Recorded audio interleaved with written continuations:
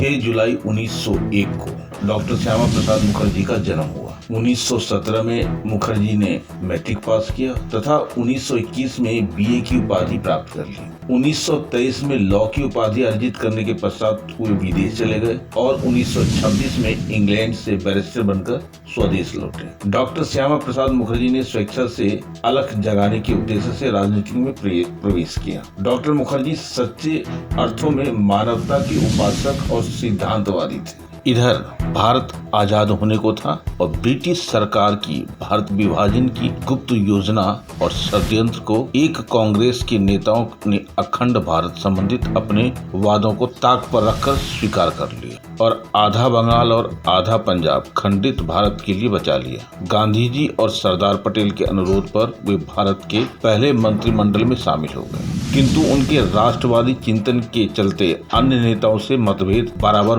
बने रहते थे। राष्ट्रीय हितों की प्रतिबद्धता को अपनी सर्वोच्च प्राथमिकता मानने के कारण उन्हें मंत्रिमंडल से त्यागपत्र देना पड़ा। उन्होंने एक नई पार्टी बनाई जो उस समय विरोधी पक्ष के रूप में सबसे बड़ा दल था। अक्टूबर 1951 में भारतीय जनसंघ की स्थापना की। मुखर्जी साहब जम्मू कश्मीर को भारत का अपना पूर्ण अंग और अभिन्न अंग बनाना चाहते थे। उस समय जम्मू कश्मीर का अलग झंडा, अलग संविधान हुआ करता था। वहाँ का मुख्यमंत्री वजीर आजम अर्थात प्रधानमंत्री कहलाते थे। संसद में अपने भाषण में डॉक्टर मुखर्जी ने धारा 370 को समाप्त करने की जोरदार वकालत। अगस्त 1952 में जम्मू की विशाल रैली में उन्होंने अपना संकल्प व्यक्त किया था कि या तो मैं आपको भारतीय संविधान प्राप्त कराऊंगा या फिर इस उद्देश्य की पूर्ति के लिए अपना जीवन बलिदान कर दूंगा। उन्होंने तत्कालीन नेहरू सरकार को चुनौती दिया था तथा अपने दृढ़ निश्चय पर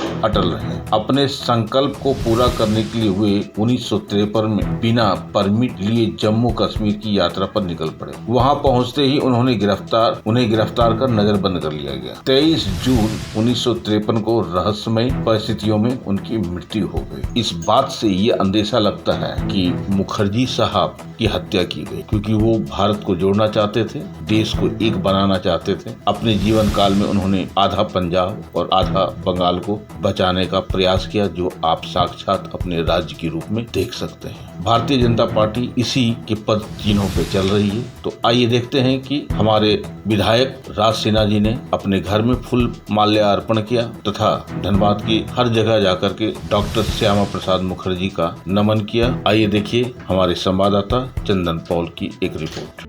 आज भारतीय जनसंघ के संस्थापक अध्यक्ष, महान राष्ट्रभक्त, शिक्षाविद, चिंतक डॉक्टर श्यामा प्रसाद मुखर्जी जी की जयंती है और आज हम सब भारतीय जनता पार्टी उनको याद करते हैं। माल्यार्पण कर यहाँ उनको हमने श्रद्धांजलि दिया। भारत की एकता और अखंडता के लिए डॉक्टर श्यामा प्रसाद मुखर्जी जी ने अपने आप को बलिदान दिया। आज जो कश्मीर जो भारत का अभिन्न अंग है, यह डॉक्टर श्यामा प्रसाद मुखर्जी जी का ही देन है, क्योंकि कांग्रेस ने कश्मीर में अलग विधान, अलग निशान, अलग प्रधान की बात को मान लिया था। कश्मीर के अंदर कोई भी भारतीय बिना परमिट के जा नहीं पाता था। श्यामा प्रसाद मुखर्जी जी ने देश को बताया कि देखो, मैं कश्मीर के अंदर बिना परमिशन के, बिना परमिट के आया हूं और आज जो सपना था कश्मीर से धारा 370 हटाना, श्यामा प्रसाद मुखर्जी जी के ही पत्नियों पर चलकर हमारे देश के प्रधानमंत्री नरेंद्र मोदी जी ने 370 हटाया। कश्मीर भारत का अंग बना रहा।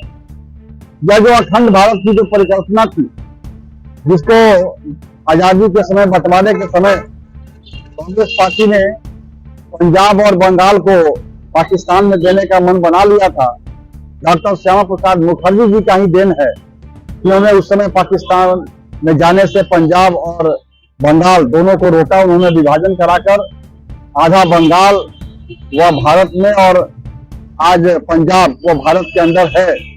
तो इसलिए आज निश्चित रूप से जिस भारत की का उन्होंने नींव डाला था, उस भारत पर आज हमारे प्रधानमंत्री नरेंद्र मोदी जी ने एकता और अखंडता को बनाए रखते हुए भारत को शक्तिशाली, भारत को समृद्धशाली, भारत को स्वावलंबी बनाते हुए एक नए भारत की रचना कर रहे हैं।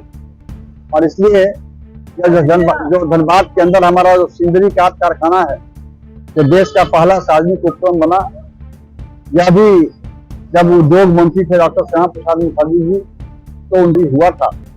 और इसलिए आज पूरा देश डॉक्टर श्यामा प्रसाद मुखर्जी जी को याद कर रहा है, उनको श्रद्धांजलि दे रहा है। आज उनके जयंती के अवसर पर हम सब उनको सशक्त नमन करते हैं।